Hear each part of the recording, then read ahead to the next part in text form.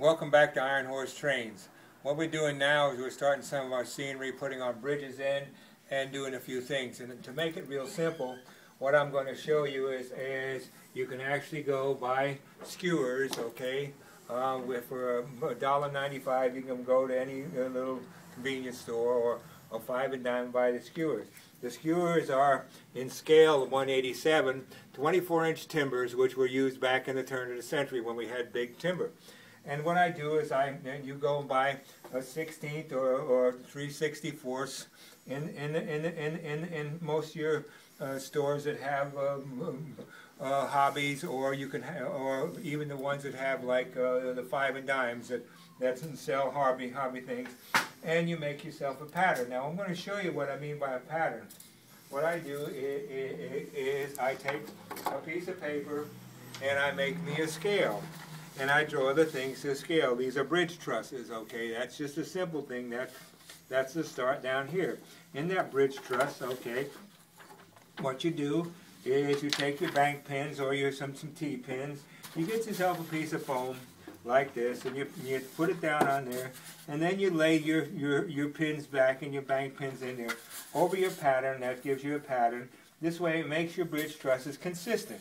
And when you put them down like that, you do 1 or 2 layers and you keep them and they stay pretty straight. Now I've done that with a number of different patterns, okay? One pattern like this can make your short trusses like simpler, like this. This is one pattern, makes your shorter trusses, okay?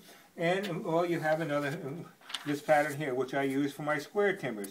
Now this is 3/64 and 2/32, okay?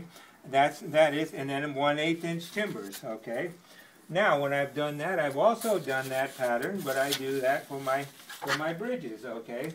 And so I'll show you a little simple. You can use your imagination, okay? And using your imagination, because you want longer spans and shorter spans. This is 1/8 inch timbers. This is 3/64, okay? And this is 1/8 inch timbers, and this is 3/32 timbers.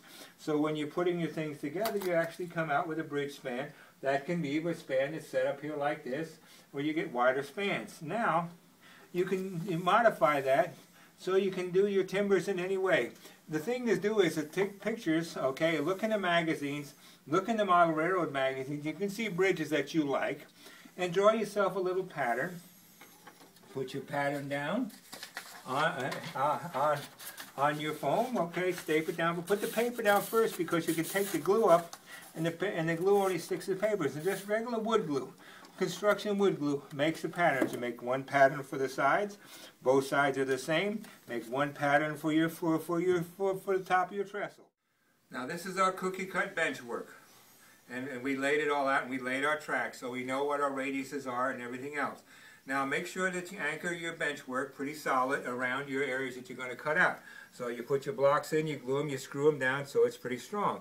Now what I've done is I've actually made a template before, and I've laid this out. So this is laid out. This is actually the same thickness as the cork. Okay, it's a 1/4 inch. Okay, or you can make it a little smaller than that because you can wedge it up.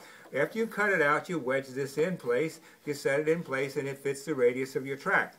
Now you can add to it or take away from it later on. Here are the little trestle, the supports that I made, okay?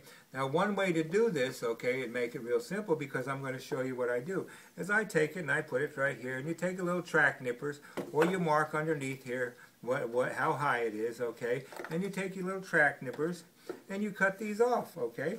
And as you cut them off, what I usually do is I just go across here because I want to see what it is, so I'll take and I'll nip these off like this, because I'm actually going to set them in plaster. I nip them off. What I've done is I've nipped this off.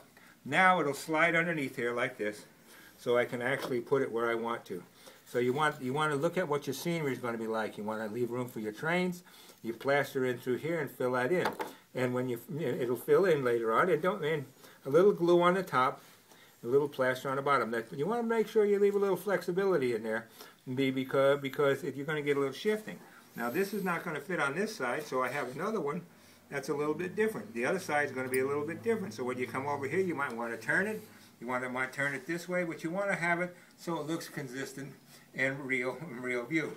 People are going to be coming from one direction, so you want to open it up so it looks like that from one direction. And you want to have it the other direction, you have it looking like this from the other direction. Remember, timber was put to support the trestles. And they didn't have a big wide span. It usually covered one track or an overpass. And we're modeling in timber because we're going back to a different era. Now this is one that I've already set in, okay? I've set the trusses, I put the bridge timbers across, okay, and glued it in, and set it in the plaster, okay? And sometimes we put the stonework in here so you can see the stonework. You just cut some of the stonework, you put that in ahead of time on both sides.